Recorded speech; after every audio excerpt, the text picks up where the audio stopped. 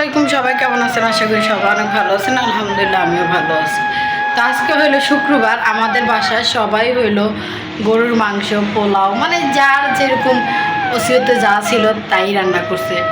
তো অনেকেই আবার ভাবেন যে আমার জামাই হইলো প্রাইভেট কার চালা, আমরা হয়তো বা বিলাস বহল জীবন পার করি, কিন্তু আমাদেরও দেখেন কষ্টে সুখে দুঃখে আমাদেরও দিন কাটে। কিন্তু কিছু কথা প্রকাশ করি, কিছু কথা হয়তো আপনাদের মাঝে প্রকাশ করতে পারি না। তো আজকে কিছুদিন যাবৎ আমাদের সংসারটা একটু যাই হোক ইজি বিজি একটু টানাটুনি মানে চলতেই আছে। তো আমাদের তো ওরকম আল্লাহবাকে এত সামর্থ্য দেয় নেই যে গরুর মাংস বা পোলাও টোলাও খাওয়ার মতো। মা যখন যা পাই তখনই তা খাই। তো এই যে আজকে হইলো খিচুড়ি রান্না করছি, ভুনা খিচুড়ি, আর হইলো এইখানে হইলো চিংড়ি শুটকি ভর্তা।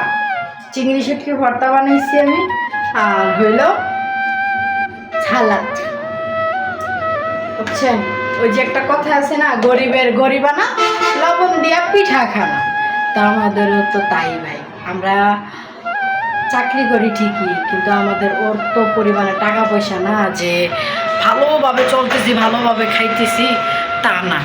আমাদেরও ভিতরে কোনো কিছু কষ্ট আছে, যা কষ্ট আমরা সবার সামনে প্রকাশ করি। আসলে